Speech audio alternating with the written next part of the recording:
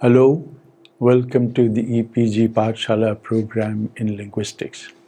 I am Pramod Pandey, Center for Linguistics at Jawaharlal Nehru University. We are discussing a module from the course Introduction to Phonetics and Phonology. This is Intonation-I. The main objective of this module is to introduce ourselves to the study of intonation as carried out in structural phonology and see how intonation and rhythm are interrelated. We begin with rhythm first. Rhythm is dependent on stress. We already have studied stress. Now let's see how stress is related to rhythm.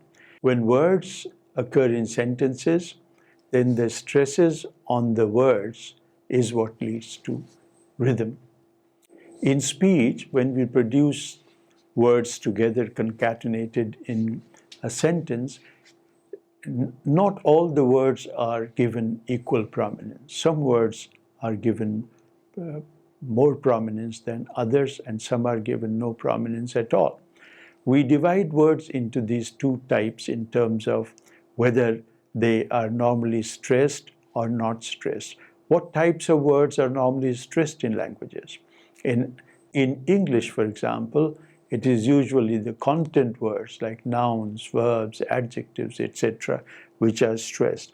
And words which are normally not stressed are articles like the, a, and, personal pronouns, relative pronouns like that compared to demonstrative pronouns like that, etc. Now let's take a look at an example on the screen. We have three sentences. The words which are stressed are those which are content words. All the non-content words or grammatical words are not stressed. So in the first sentence, he is talking to a visitor tomorrow. Are we meeting today? I like tea with biscuits, but I'll have only tea today. So we have these words: talking, visitor, tomorrow, meeting, today, tea, biscuits, have only tea today. And the other ones like to, a, he, is, we, are, etc. are not stressed. This is what characterizes the English speech. So notice on the screen that we have the rules of the pronunciation of weak forms given there. Let us read them. In those words that have an optional following r or d, or e-er and u-er, variation. R and ue are pronounced if the following word begins with a vowel. R is dropped or is pronounced if the following word begins with a consonant. For example, sentences using a, re, that is ah when pronounced alone. So we have the sentence, they're going, they're eating. If the next word begins with a vowel, then the r is kept, as in they're eating. If the next word begins with a consonant, then the r tends to be dropped. Now remember that this rule of pronunciation applies to the standard British pronunciation and not to American or Canadian pronunciation. Now the second rule with regard to the pronunciation of weak forms is those which involve the sound H there. For example, in him or her, etc. Now in those words that have an optional preceding her, the her is pronounced if the preceding word ends with a vowel. It is not pronounced if the preceding word ends with a consonant. For example, we have two sentences, give him and buy him. Now give him is preceded by a consonant in the word give. Buy him, the him is preceded by a vowel in the word buy. In the normal pronunciation, in neutral context, we hear the native speakers of English to pronounce these two sentences differently. We'll say give him or buy him. So H is present when the preceding sound is a vowel. So what we notice is that it is the presence of consonant or vowel determines the pronunciation of different types of grammatical words which have their weak forms. In their strong forms, these are fully pronounced. Stress clash avoidance.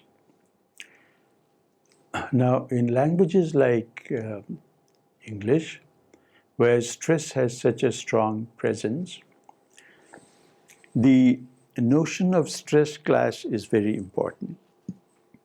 Let us first explain why we think that the presence of stress is very important in language like English. As we have discussed earlier and recall, that it is the presence of stress or its absence that decides the quality of vowels. Thus, given a word like photo, photograph, photographer, photographic. Now, whenever the stress is present, we are getting full vowels like a, o, o. When these vowels do not have stress, when they are not stressed, then we hear the shortened version of them, called schwa, a reduced vowel like Now, the pronunciation of these words, along with the different vowels, is determined by the presence and absence of stress. Stress thus plays a very important role in English. There are many languages in which stress plays an important role. When it comes to the use of stress at the sentence level, then most languages have them. For example, the different Indo-Aryan languages, Dravidian languages have them. Some languages like Tibeto-Burman languages, in which we have mostly simple words, and all these grammatical forms are expressed in terms of lexical items. There, the stress does not seem to be playing a very crucial role. But in languages, agglutinative languages like English or Hindi, these stress is a very important thing. What we observe in English is that somehow the stress changes from one syllable to another.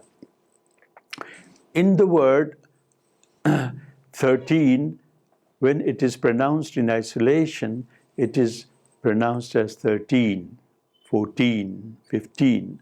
However, when a word such as men or man, whatever, occurs after such a word, then it leads to what is known as stress clash. What is stress clash? Stress clash is the occurrence of two adjacent stresses.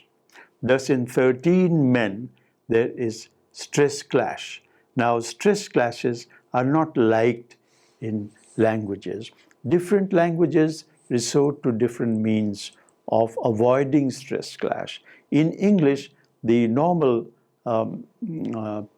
process used is that you shift stress one syllable away, so that instead of having stress, what you have is stress, unstressed, stress. That's the normal, it seems, kind of rhythm found in languages. The presence, the stress follows by unstressed, stress followed by unstressed, or unstressed followed by stress, unstressed followed by stress. In a language such as Catalan, we have the example on the screen. When there are two stresses, then one of them may be dropped, as you see for the phrase 10 children in Catalan. So different processors are used. Sometimes you can have a kind of lengthened pause. It's called silent stress in English. You could say, for example, 13 and men instead of 13 men. You could say 13 men. In that case, there is no stress clash because you have paused in between, or you have somehow lengthened the time span in transiting from 13 to men. So different languages use different means of avoiding stress clash, but this is something that is very closely related to the study of speech rhythm. An area which is considerably important from the point of view of understanding the meaning of a sentence is that of focus. Now, as we said about placement of stress, in the neutral context, any word that is stressed happens to be a content word. Words which are grammatical words are normally not stressed. But that is in the neutral context, in the normal context, when no extra meaning is being expressed. However, when given different contexts, it's possible for us to change the stress, to place extra stress on one of the words. This could be any word. We have, for example, on the screen, Hindi sentences which mean we will go to see our second house tomorrow. Now, we can produce, these are produced with foci on different words. For example, कल हम अपने दूसरे घर को देखने जा रहे हैं. Now, you can stress on देखने, कल हम अपने दूसरे घर को देखने जा रहे हैं. You can say, कल हम अपने दूसरे घर को देखने जा रहे हैं. कल हम अपने दूसरे घर को देखने जा रहे हैं. Now, when we shift the main stress to any of the stresses which is not normally stressed in neutral context, we have focus. Focus simply means that what is focused is chosen to be more important than anything else. Now, a very interesting aspect of the study of rhythm, pauses. We have many examples from different languages about the importance of pauses, how the placement of a pause at one place instead of another changes the meaning of the utterance. For example, in Hindi, we have example of pakdo mat jane do, catch the thief or whoever, don't let him go. Pakdo mat jane do, see, don't catch him, let him go. Now, the words pakdo mat jane do are the same. But if I pause after pakdo, that means you catch, get hold of him. And if I say pakdo mat, then I say don't catch, don't get a hold of him. So the meanings of the two utterances are exactly the opposite of each other. Now, this is possible because of pauses and nothing else. There's no stress, no intonation, nothing involved, just pauses. So pauses, which are part of the study of rhythm, are extremely important in deriving the meanings of utterances. In written languages, often we have the punctuation marks like commas and so on, or dash and things like that, which help us infer the meaning of sentences. However, in speech, those devices are not available. So pause is the one which is very importantly used in speech to give us different meanings when different meanings are possible. The words are the same, but it's only the way we arrange the words, group the words in terms of, with the help of pauses, separating words, putting some words together rather than with other words, that we derive the meaning of utterances. Now, in most cases, the use of pauses is determined by the grammatical structure. There is a school of thought which says that actually you can pause anywhere, and that may be true in normal natural settings. When the speaker is thinking about something, then he may be able to pause, or he tends to pause quite often, as you will have noticed in my own speech. However, when we talk about pauses and the rules for the placement of pauses, we assume that pauses are determined by the grammatical structure. We need not pause in every long sentence. We can say a sentence like, while crossing the road, I saw a leopard. But we can also pause in a sentence such as, he kept the book on the table, which is one clause. But I can pause after the book. I can either say he kept the book on the table, or he say, I kept the book on the table. Now, both the ways of producing these two utterances are acceptable. Remember that grammar plays a very important role in the placement of pauses. Let's take a look at some of the examples of how pauses are determined by the grammatical structure in a language. There are different types of structures in which we have pauses playing a crucial role. We have thus two types of relative clauses: restrictive relative clause and non-restrictive relative clause. Restrictive relative clauses are those which restrict the meanings of the relative clauses, the noun, that is, for which we have the relative clause. Non-restrictive clauses, of course, are those which do not restrict the meanings, which are just added to the noun. So the meaning of the sentence is derived differently. To give an example, here we have two sentences. In one, we have restrictive clause, and in the other, we have non-restrictive clause. So the first sentence that we produce is a non-restrictive clause. My son, who lives in Mumbai, is coming next week. My son who lives in Mumbai is coming next week. The first sentence simply means I have one son, he lives in Mumbai and is coming next week. But in the other sentence, where I did not pause, my son who lives in Mumbai is coming next week, the sentence means that I have more than one son, and I'm talking about the one who lives in Mumbai. Sometimes it is not the clauses, but just some lexical items, like a certain verb, which requires that you pause at some places when a certain word, a certain verb is used. It's not only the grammatical structure, the clauses which determine pauses, but sometimes lexical items such as a verb may determine the use of pauses to give us different meanings. For example, the word marry.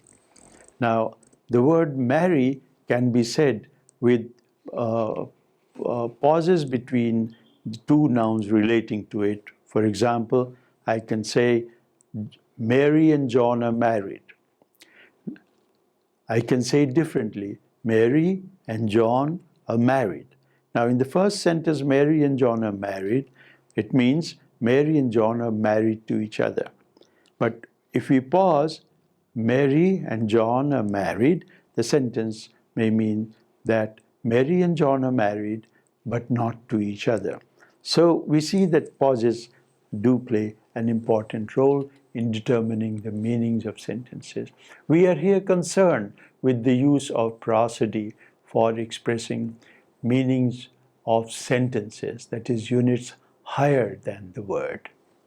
When we look at intonation, we should note that there are two senses in which the term intonation is used in the literature: a broad sense and a narrow sense. Now, in a broad sense, it means the information that is conveyed through prosodic features in general.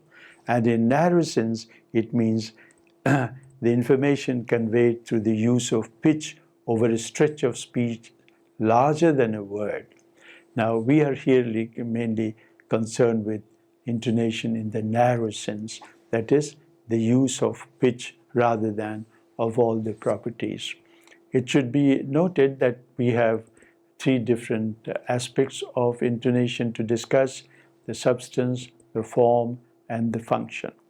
When we describe the intonation system of a language, we should keep in mind the following points that need to be included. Number one, the number of tone units in a sentence.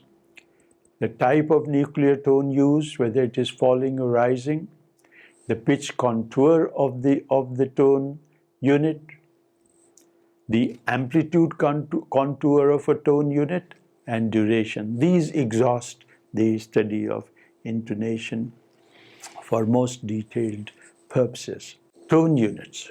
So a sentence can have more than one tone unit. A tone unit is decided by the use of pitch change, whether it is falling pitch or rising pitch or falling rising pitch, etc. So so the most crucial part of the study of intonation is determining the tone units. The tone unit is the one that carries the nucleus of the tone. For example, in the sentence, in our room, the conversation went on for a long time. Now, this is the meaning of the Hindi sentence, which we are going to produce in different tone units. हमारे कमरे में बहुत देर तक बातें होती रहीं. I said it in one tone, with one tone unit. हमारे कमरे में बहुत देर तक बातें होती रहीं. I can break it into two tone groups and say, हमारे कमरे में बहुत देर तक बातें होती रहीं. I can break it into three. हमारे कमरे में बहुत देर तक बातें होती रहीं. So it's kind of, there is freedom for the speaker to have multiple tone units or to have only tone units. Normally, there's an interaction between grammar and actual physiology of the placement of tone units. We go into greater detail in the next course on intonation. For now, we will stop here.